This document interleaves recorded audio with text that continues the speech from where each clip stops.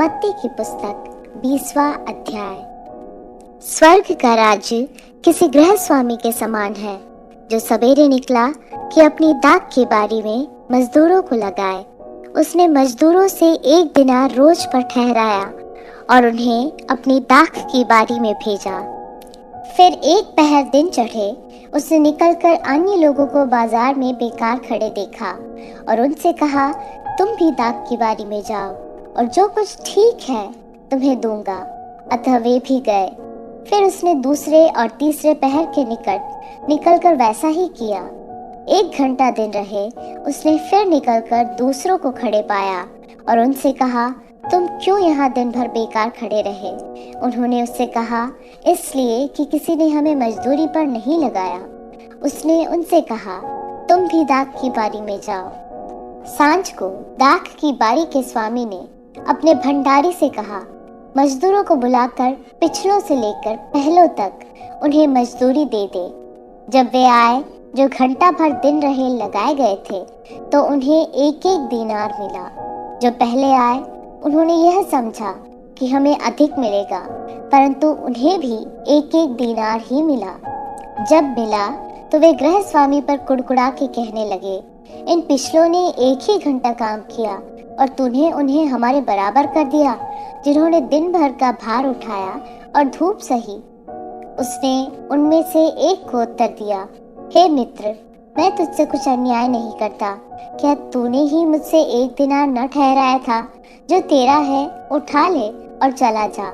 मेरी इच्छा यह है कि जितना तुझे दूं उतना ही इस पिछले को भी दूं। क्या यह उचित नहीं कि मैं अपने माल से जो चाहूं सो करूं? क्या मेरे भले होने के कारण तू बुरी दृष्टि से देखता है?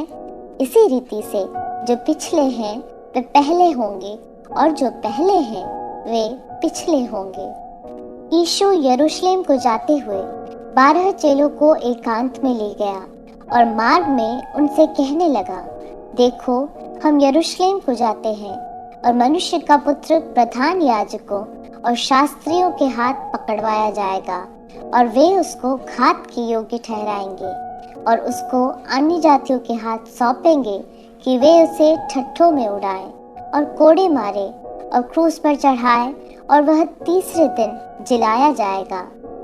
तब जब्दी के पुत्रों की माता ने अपने पुत्रों के साथ यीशु के पास आकर प्रणाम किया और उससे कुछ मांगने लगी। उसने उससे कहा, तू क्या चाहती है? वह उससे बोली, यह वचन दे कि मेरे ये 2 पुत्र तेरे राज्य में, एक तेरे दाहिने और एक तेरे बाएं बैठे। यीशु ने उत्तर दिया, तुम नहीं जानते कि क्या मांगते हो। जो कटोरा में पीने पर हूँ, क्या तुम पी सकते हो?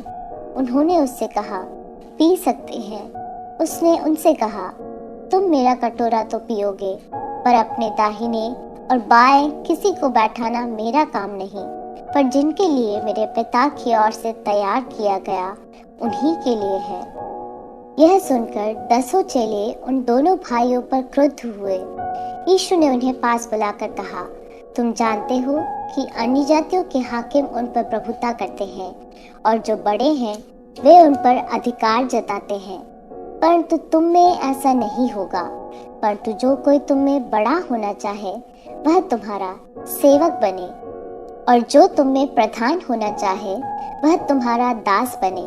जैसे कि मनुष्य का पुत्र वह इसलिए नहीं आया कि उसकी सेवा टहल की जाए, परंतु इसलिए आया कि आप सेवा टहल करें और बहुतों की छुड़ौती के लिए अपने प्राण दें।